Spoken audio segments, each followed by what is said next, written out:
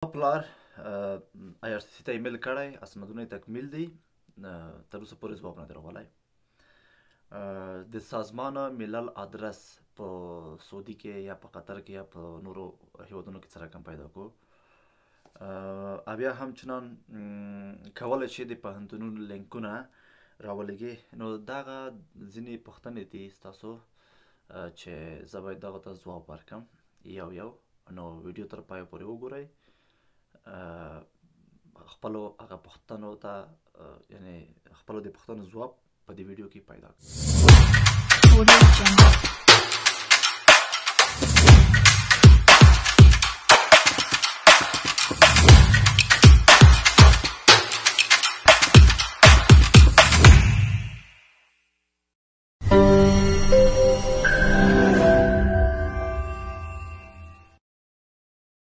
سلامونه، په دې هیله چې جوړ او روغ وئ. د اتل شو چینل ته ښه راغلاست. که چېرې دا ویډیو ګورئ او سبسکرایب کړی دې نه وي، همدا اوس لاړ شه سبسکرایب یې کړه. هغه څنګ ته دغسې یو شی دی، د پاس چې ګورئ دغسې یو شی دی، دغه ووهه، فعال یې کړه. نو ځکه چې که نوی ویډیو راشي بیا ته کولی شئ چې هغه زر وګورئ. که چېرې لایک کمنټ دې ورکول هغې ته خپل کړ دی. نو اول یو کمنټ ته راځو. د پاس ګورئ دا لیکلي دي چې سلام وروره، امید ده چې روغ او جوړ به اوسې. وروره زما پلار له کاناډایانو سره 2 کاله کار کړی ده. 2 میاشتې کېږي چې IRCC ته یې ایمیلونه کړي دي او آنلاین ویب فارم یې هم ډک کړی ده، خو تر اوسه پورې هیڅ ځواب نشته. اسانه هر څه یې ورته لیکلي خو بیا هم ځواب نشته. وروره بخښنې سره IRCC دفتر یعنی ډېر سخت مصروف دی. تقریبا 1 میلیون کیسونه یعنی ایمیلونه ورته شوي، 1 میلیون. د هغې څېړنه وخت نیسي. ورور مې سر دې خلاص شو. د هغې څېړنه وخت نیسي تر څو تاسو ته ځواب درکړي، او کوم خلک چې واجد د شرایط دی د هغوی ته مثلا کیس نمبرونه ورولېږي، یو شی بل شی. دا د یو حل لاره یې څه دی؟ حل لاره یې دغه ده چې ته دلته کمیونټي پیدا کړه. دلته نهادونه دي، سازمانونه دي، همدغسې خلکو سره مرسته کوي. ما د سازمانونو لینک په بخښنې سره په تلګرام کې اچولی. تاسې کولی شئ چې تلګرام خلاص کړئ، هلته پاس مې پین کړی، زه به یې عکس دلته واچوم، ویې ګوره. نو هغسې کولی شئ چې خپل اسنادونه ور ولېږئ. زه مطمئن یم که 1 نه 2 نه 3 نه 1 ته مه لېږئ، کوشش وکړئ چې ډېرو ته یې ولېږئ. څه سازمانونه چې دي ټولو ته ایمیل وکړئ، 1 نه 1 خامخا ځواب درکوي، خامخا ځواب درکوي. او دوی ستاسو کیسونه ریفر کوي نورو هغه ته، مثلا کمپنیو ته چې دوی مثلا بودیجه لري که نه لري چې مرسته ورسره وکړي. نو حتما یو نتیجه اخلي. دا د یو. خو د بل ورور لیکلي دي چې سلام وروره، زه کولی شم د بولیویا ویزه په نایجیریا کې واخلم. وروره لږ معلومات راکړئ. وروره جانه، د بولیویا ویزه نایجیریا څخه کیدای شي، ځکه چې ته ویزټ ویزه اخلې او ته په نایجیریا کې نه پوهېږم چې په نایجیریا کې ته مثلا کوم اسناد لرې نه لرې، چې څه اسنادونه یې درکړي دي، څه شی لرې نه پوهېږم، یا درس وایې. په دې به زه پوه نه شم چې زه مثلا درته وایم چې دغسې مسله وه. خو دومره درته وایم که چېرې د نایجیریا اسناد لرې، ته ویزټ ویزې ته اپلای وکړه، منتظر شه چې دوی څه ځواب درکوي. که چیرې مثلا کومه خبره وکړه چې یا نه کېږي، یا مثلا اسناد دې کم دی، یا څه شی غواړم څه شی نه غواړم، د هغې په موردو بیا زه درته وایم چې مثلا باید د هغې نه وروسته باید څه وکړو. صحیح؟ نو اول هر شی چې کوئ اول امتحان کوئ. تاسو ته بیا مشکل هغه کوم مشکل چې مخته راځي تاسو پوهېږئ چې دا مشکل لرم، ما په اسنادو کې دی، یا څنګه زه چې تللی نه شم، ولې څه نتیجه نه اخلم، هغه مشکل تاسو بیا پیدا کولی شئ. چې کله مشکل پیدا کړو بیا کوشش وکړئ چې د مشکل ته حل لاره پیدا کړئ. حل لاره چې پیدا شو هغې نه وروسته بیا اپلای ورته وکړئ. داسې که وغواړئ چې لکه دبۍ غونته ویزه واخلئ یا د انډیا غونته ویزه واخلئ، لږ ذره سخت دی، نه کېږي. سر مو خلاص شو. دا د نورو هېوادونو ځان ته یو قانون لري. دا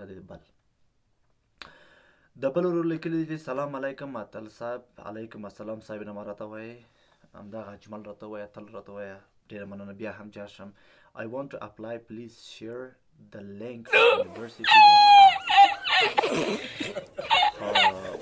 ما د البرتا لینک په هغه کې شیر کړی دی په تلګرام کې، هلته کتلی شئ ته.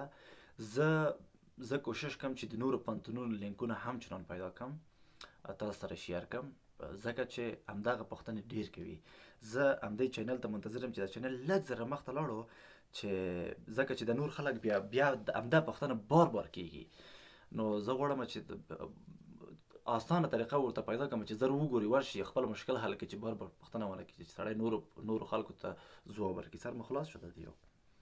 هلته مې د البرتا مقصد شیر کړی، کتلی شئ، او معلومات مې ورکړی چې څه رقم اپلای ورته وکړئ پوهنتون په مورد، هم په دري ژبه او هغه په پښتو ژبه. دغه چینل وګوره شته، پیدا کولی شئ. ښه، رفي منګل هم لیکلی دی کولی شئ چې د پوهنتونونو لینک راولېږي. مننه وروره، خبرې تاسو دواړو یو هغه و. ښه، سلام وروره، زه ټافل نمرې لرم، څنګه اپلای وکړم پوهنتون ته، او بینک سټیټمنټ څنګه کړو چې پوهنتون یې غواړي؟ ته چې د ټافل نمرې لرې، ټافل نمرې چې لرې، په افغانستان کې د کارت څخه ډېر استفاده کولی نه شې. موږ کارتي سیستم متاسفانه نه لرو. بازار ته چې ځو ټول په کاش دی، په نغدو پیسو مسله دی. هغه فکر نه کوم چې ډېر یعنې مثبته نتیجه څوک نه شي اخیستلی د هغه څخه، د کشو پیسو څخه.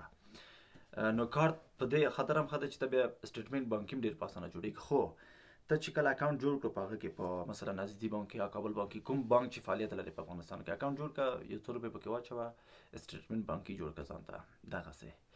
او یا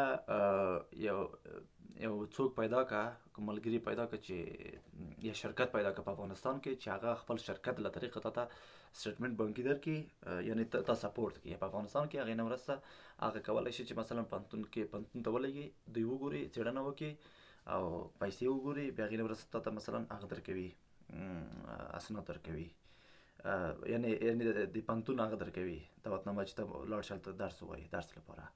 او ما هغه کړی وروره، چې کوم مثلا په کومه سټیپو باندې ته کولی شې چې اپلای ورته وکړې، کوم شي ته ضرورت لري، هغه ټول ما ویډیو جوړه کړې یم د چینل، چې خلاص کې حتما یې پیدا کولی شي. نو هغه وګوره، کیدای شي ډېر مرسته درته وکړي. ښه، د بل ورور لیکلي چې د سازمان ملل ویب پاڼه راته وښیه. بیا هم درته وایم چې په کوم هیواد کې چې یې، د همغې هیواد ولیکه چې مثلا UNICER office in Abu Dhabi, or UNICER office in Doha, UNICER office in Jeddah, UNICER office in Kuwait. دغسې ولیکئ، تاسو ته هلته راځي په ګوګل کې ولیکئ، درته راځي. او ما یوازې د قطر پیدا کړی، هغه مې اچولی دی هغه ته څه نومېږي، څه ورته وایي، تلګرام کې مې اچولی. نو زه د تلګرام لینک دلته شیر کوم، د انسټاګرام لینک هم شیر کوم. کولی شي چې که تلګرام کې جوین وي، تلګرام کې هم جوین شئ. هغه د انسټاګرام دی په خدمت کې دی، کوم سوال پوښتنه چې لرئ هلته مشکل نه لري، خو کومنټ کې بیا پیداوال ولیکئ مخکې له مخکې نه. نو ډېر خوشحال شوم چې دغسې مثبت کومنټونه ګورم، او په دې نه زه خوشحالیږم، او تاسو لپاره زه وخت ضایع کوم، ځکه چې مثبت کومنټونه و، یوازې معلومات غوښتل دي تاسو. نو ډېره مننه کوم ټولو څخه. بیا هم وایم که چېرې د صفحه